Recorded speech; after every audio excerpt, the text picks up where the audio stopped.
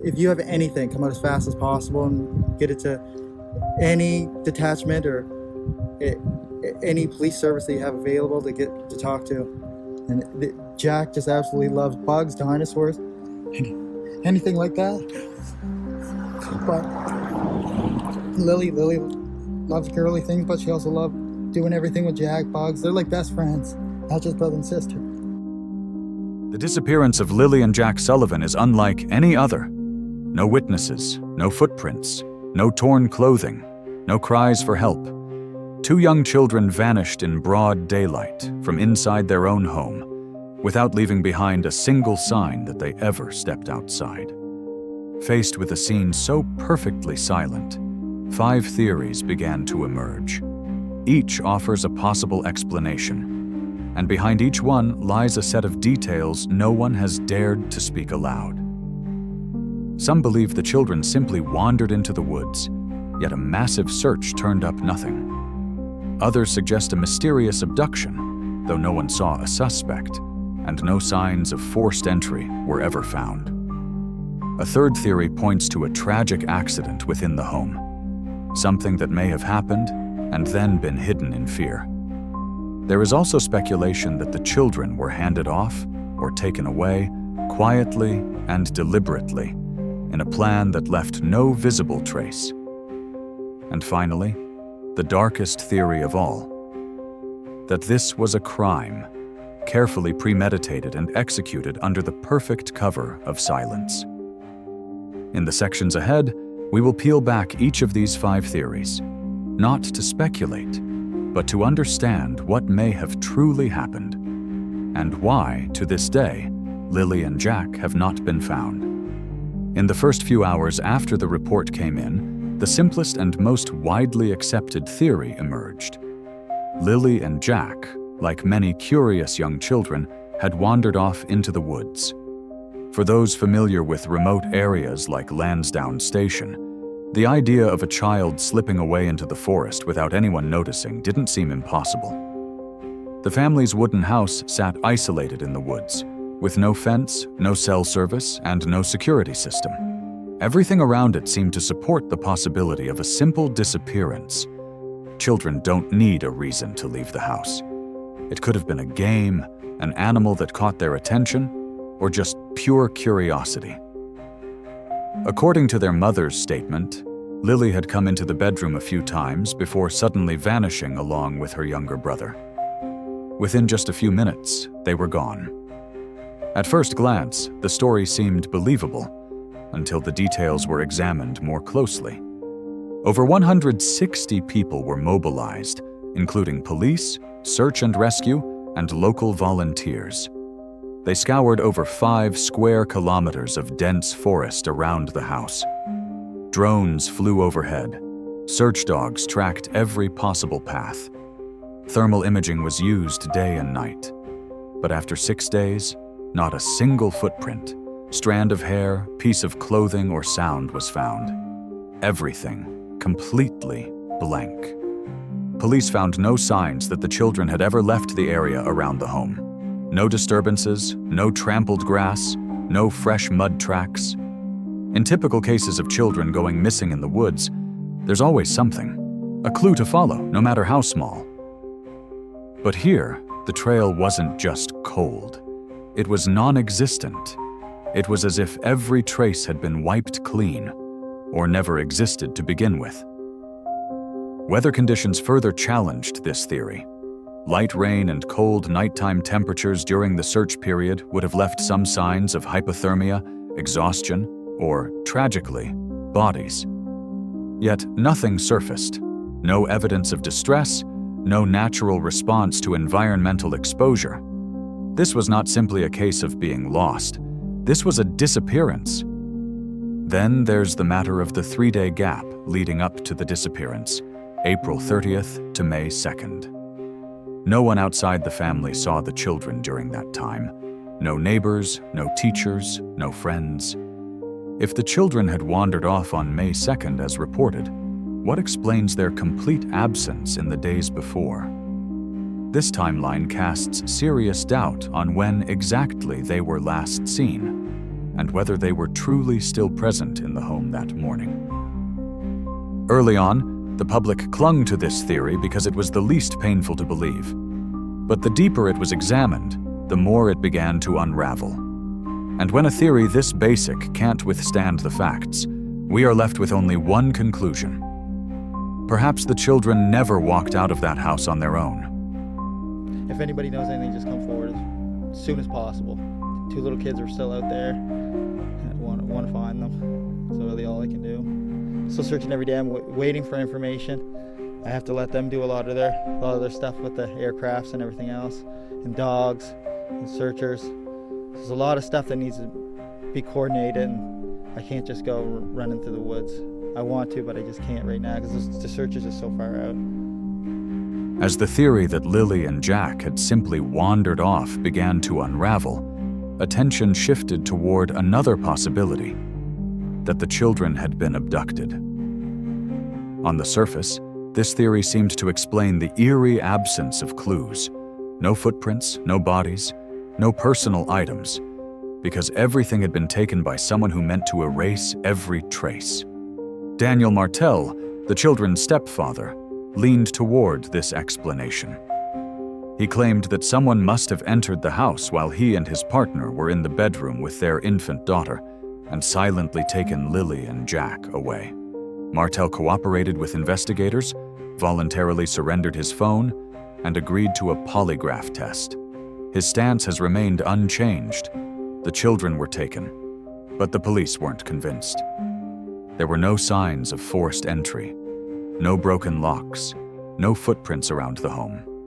Nothing appeared disturbed, no evidence that a stranger had ever set foot inside.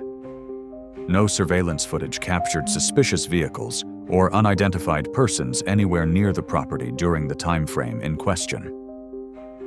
In such a remote area, where roads are quiet and neighbors notice everything, the idea that a stranger could approach the home, enter, abduct 2 children, and leave without a single sound or slip is difficult to accept.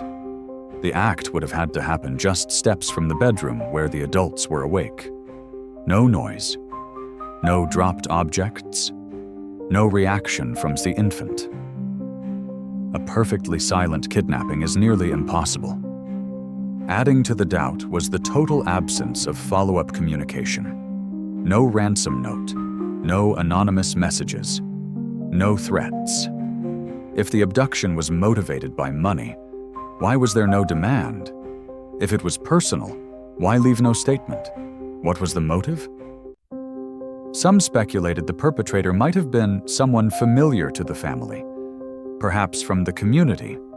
But in a small town like Lansdowne Station, a face out of place is easily noticed. Yet no one saw anything. Still, one fact keeps this theory from being dismissed entirely. The children are gone. And if they didn't leave on their own, then someone else must have taken them. The complete lack of physical evidence doesn't rule out an abduction. It raises the unsettling possibility that whoever did this knew exactly how to leave nothing behind. The abduction theory sits in the gray space between plausibility and impossibility. It lacks the weight of hard proof, yet it cannot be ignored. And it leaves us with one disturbing question. If someone really took Lilly and Jack, could that person have been close all along? So close, no one ever thought to look?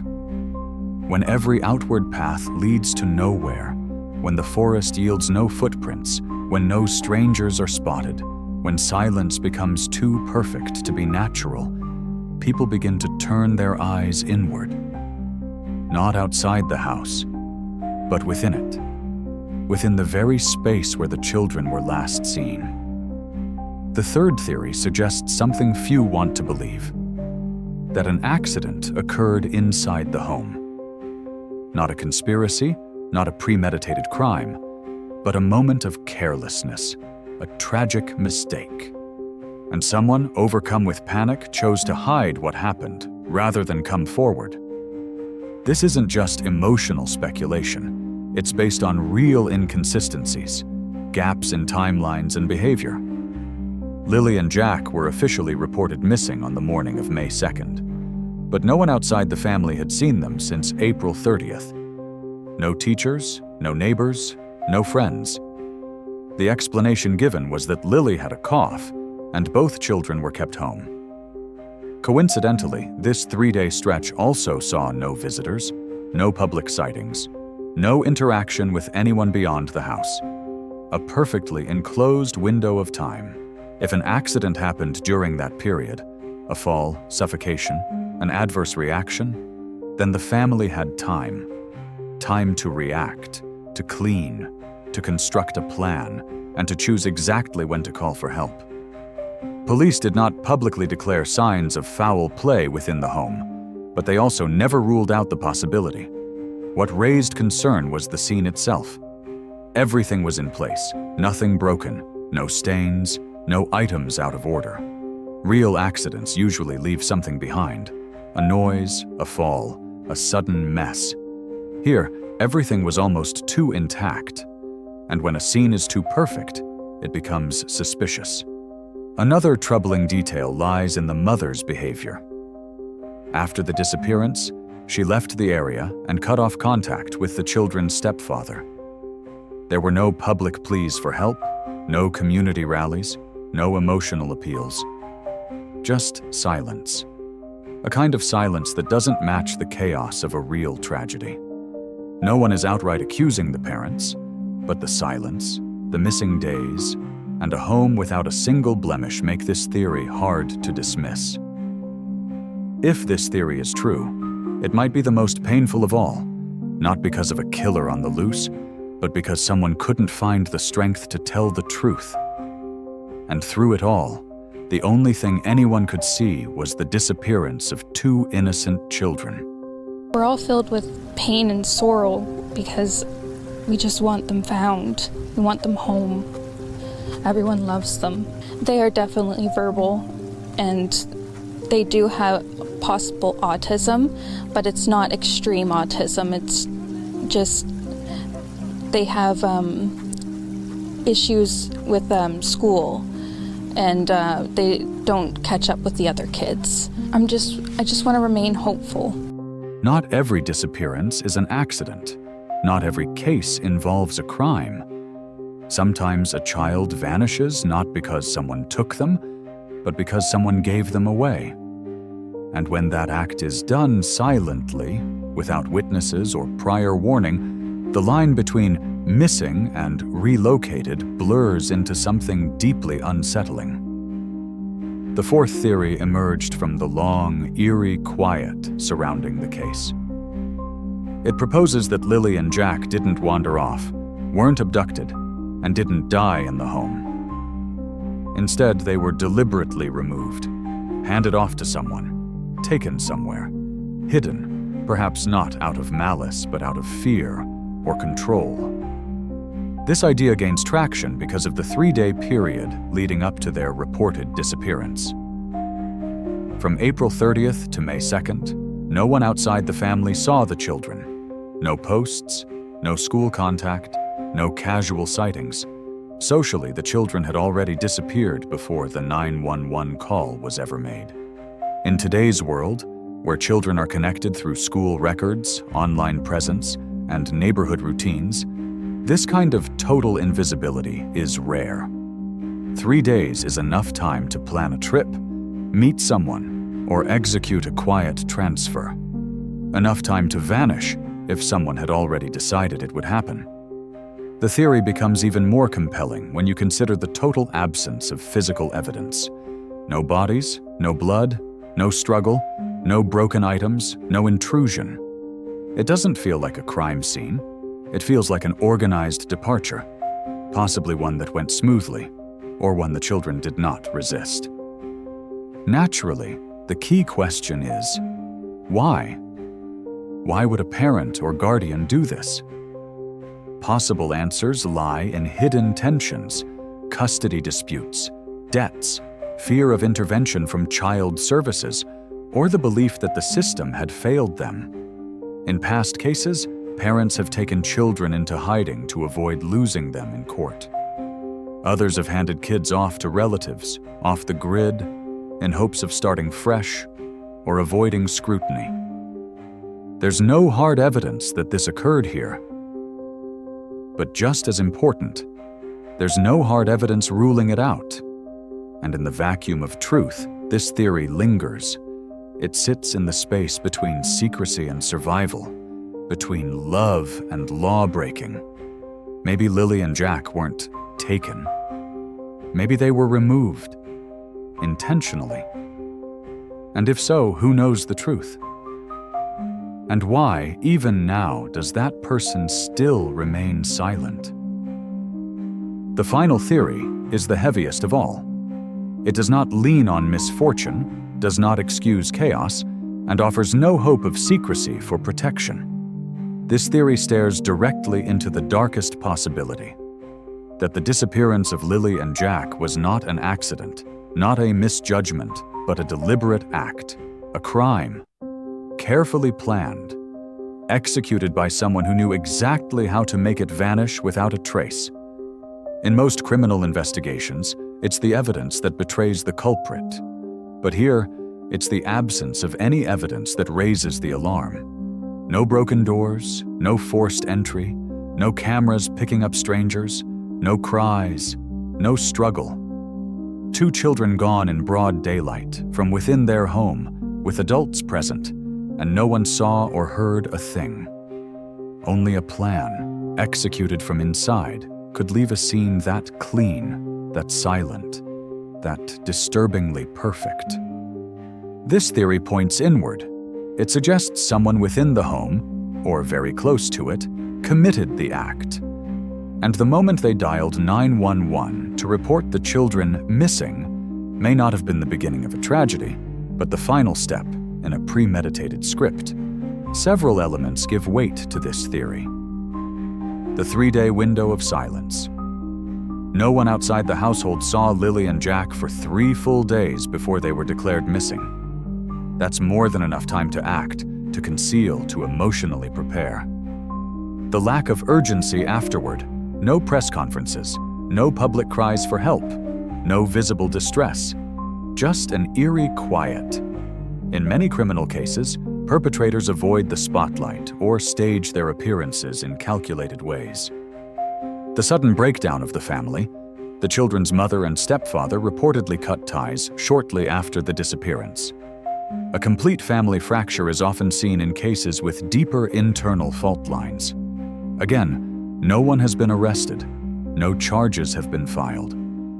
But if this theory holds truth, then the person responsible is not a stranger.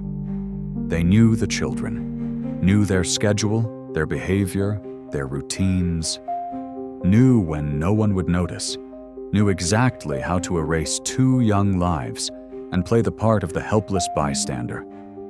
This theory is the most chilling. Not just for what it implies, but for what it forces us to accept. That, if true, Lilly and Jack didn't disappear. They were eliminated. And someone close, may be living with that secret every single day. 5 theories, 5 diverging paths. Each one is a sliver of truth, or a fragment of a dream we have yet to wake from. From lost footsteps in the deep woods to a carefully orchestrated crime, the search for Lilly and Jack feels like stumbling through a windowless house, where the only light is doubt. We've explored the theory that the children simply got lost. Simple, believable, but too vague in the face of facts. Then came the idea of adult negligence, where careless decisions can cost children their very existence. The stranger abduction theory, a classic nightmare in every family, yet lacking a single real clue. The notion that the children ran away, cinematic in tone, but brutally silenced by reality. And finally, the most haunting theory of all, a premeditated crime. No evidence, no screams, not a shadow behind the window, only a silence that chills to the core. But we still do not wish for this theory to be true. we hold on to hope that, however unclear the situation may be, it will lead us down a path less cruel, one where there is still room for light to break through. Each theory has its merits and its flaws, but all point to the same chilling truth. Something serious has happened. And to this day, no one can say with certainty what it was. In the face of these uncertainties, perhaps the only thing we can cling to is faith. That Lilly and Jack are still alive. That there's a reason they had to step away from the world. That maybe someone hid them to protect them, not to cause harm. Even if it's a fragile hope, it remains the last spark of light for those left behind. Because if we don't believe in something good, we are forced to believe in something much worse. We are not here to judge. We are not here to profit from someone else's pain. We are here to ask the questions, so you, the viewer, can arrive at your own truth. Which theory do you find most convincing? What do you think really happened to Lilly and Jack?